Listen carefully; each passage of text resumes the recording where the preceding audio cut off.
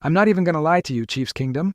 This is one of those off seasons where you can feel the tension building, because on one side, we're talking about potentially making a serious move to fix this running back room once and for all, and on the other, there's real talk that a key defensive piece could be on his way out. I'm Victor, and if you follow this team every day like I do, you know this isn't random noise. This is roster shaping.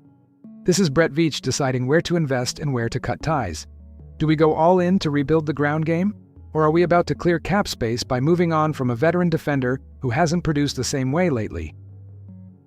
Both of these stories hit at the same time, and together they tell you exactly where this team might be headed in 2026. Before we break all of this down, do me a quick favor. If you're part of Chiefs Kingdom and you rock with this channel, help us hit 1,500 subscribers. We're getting close, and your support really makes a difference.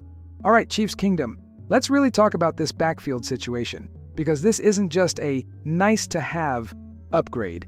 This is something that low-key cost us rhythm all last season. I'm Victor, and if you watched every snap like I did in 2025, you felt it. There were too many moments where we couldn't consistently control the game on the ground. The rotation was Isaiah Pacheco, Kareem Hunt, and Brashard Smith.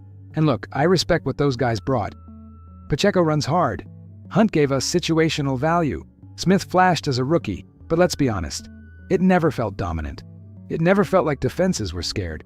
Now heading into 2026, Brashard Smith is the only back under contract.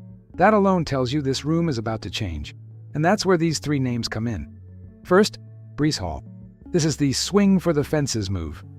If Brett Veach decides to drop serious money, we're talking close to $10 million per year, that would be a statement.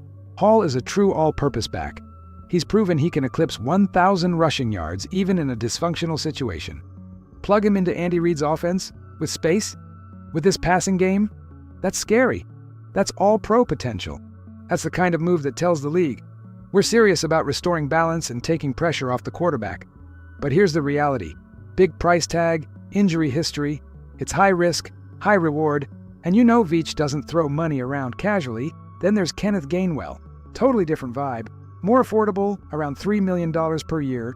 He's not your bell cow guy, but he's versatile. He can line up in the backfield, in the slot, catch passes, give you that Swiss Army knife element. And if you've been watching this team long enough, you know we haven't truly replaced that Jerick McKinnon role.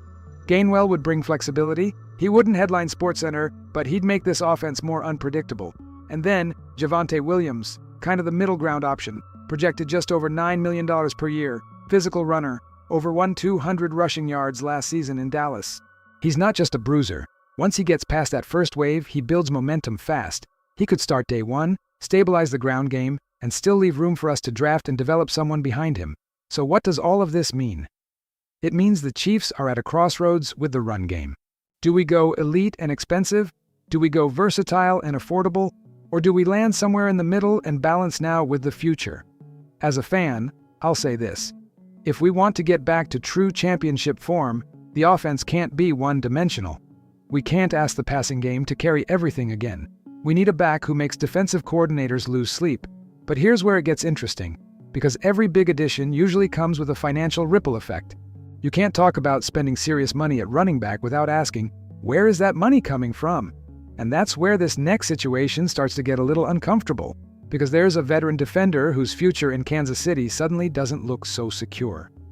All right, so let's talk about the other side of this equation, because if we're talking about spending real money at running back, we have to be honest about where that flexibility might come from.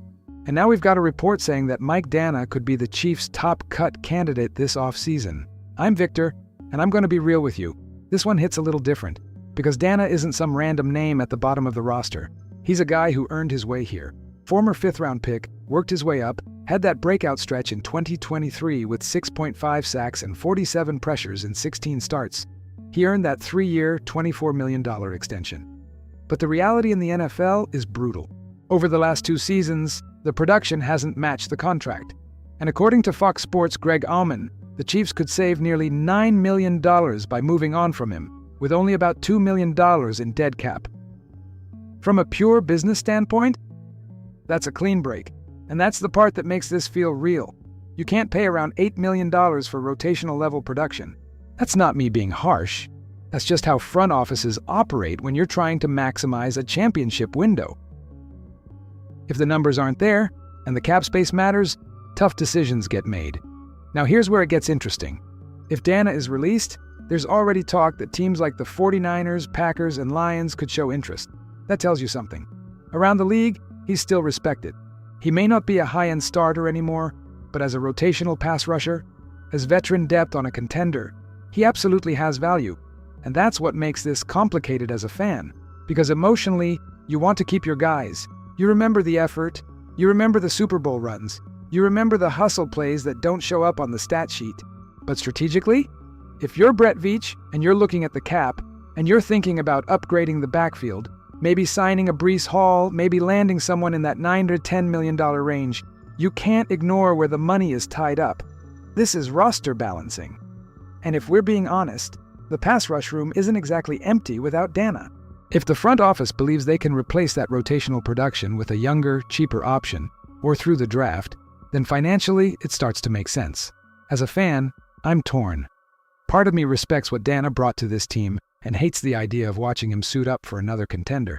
But the other part of me understands that if clearing that $9 million helps fix a run game that clearly underperformed last year, that might be a sacrifice worth making. Because at the end of the day, this is about maximizing the championship window. Now, when you zoom out and connect both stories, the aggressive push to potentially upgrade the running back position and the willingness to consider cutting a $24 million defensive contract, you see the bigger picture. This front office isn't standing still. They're evaluating where we fell short in 2025. They're identifying that the ground game lacked explosiveness. And they're looking at the cap sheet and asking, where can we shift resources to get better immediately? To me, this doesn't feel desperate. It feels decisive. It feels like a team that knows it can't waste prime years. It feels like a front office that understands balance wins championships. And it feels like the kind of offseason where bold moves are on the table. Now, whether that's ultimately positive or risky, that depends on execution. If we cut a veteran and don't properly replace him, that's a problem.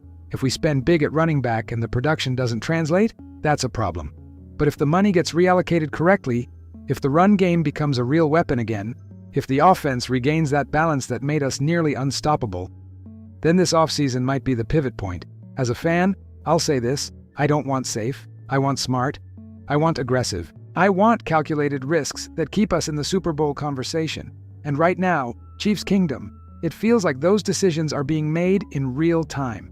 So when you step back and look at everything together, the urgency to fix the running back room and the possibility of cutting a veteran defender to free up cap space, this tells you exactly where this franchise is mentally right now. This is not a rebuilding team. This is not a team sitting back and hoping things magically improve. This is a front office that understands last season exposed real weaknesses. The run game wasn't good enough, the roster isn't perfectly balanced, and hard financial decisions are part of staying on top in the NFL. If they invest aggressively at running back, that means they believe the offense needs to evolve. If they move on from a respected veteran to create flexibility, that means they're prioritizing impact over sentiment.